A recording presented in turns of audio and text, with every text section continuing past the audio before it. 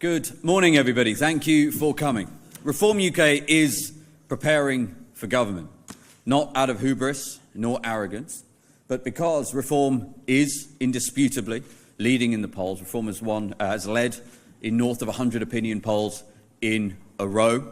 A poll just this morning from YouGov, one of the pollsters that does actually routinely understate Reform support based on what happens at the ballot box. But nevertheless, that put the Greens now pretty much neck and neck with the Tories, Labour down 3 to 17%, and Reform with a 10-point lead. And of course, if you look at the betting markets, Nigel Farage is, and has been now for many months, the bookmakers' favourite to be the next Prime Minister. All of which is to say, it would in fact be criminally irresponsible if Reform UK were not preparing for government, should it be the case that we win the next general election.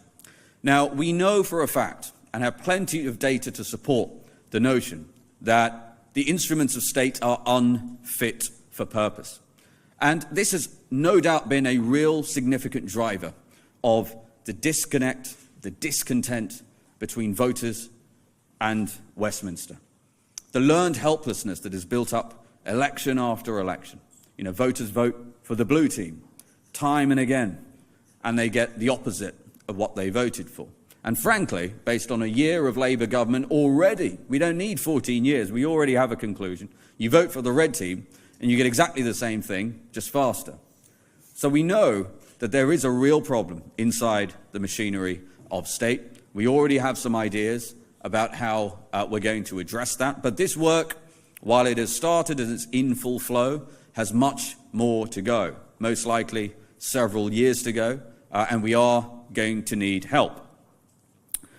One of the interesting things that I saw this morning was a chart in The Economist, which showed, for example, just to put some meat on the bone of what I just said, we have a black hole. We keep hearing about these black holes in public finances, and there seems to be an endless supply of hard-earned taxpayer money that seems to go into state apparatus. Yet there was a chart in The Economist that laid bare a massive challenge for this country, which was, since 1997, productivity in the private sector is up about 45%.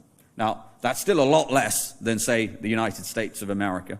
The productivity growth in this country basically stalled after the great financial crisis, but 45%.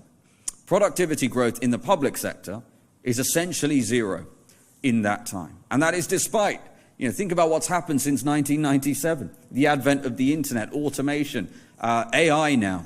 So, and that chart does not even do justice to the catastrophe of this situation. Because, for example, if it was a business, the asset that's doing really well generally gets more capital, and the asset that's doing really badly gets less. It is the opposite in politics, right? So we have to ask ourselves serious questions about why so much of the state is underperforming so catastrophically. And I'll leave you with this.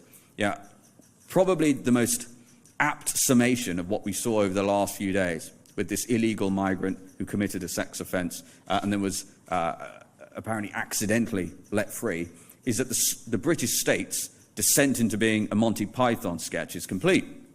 And if anyone has any doubt that Britain is broken and that Britain needs reform, one need look no further than that.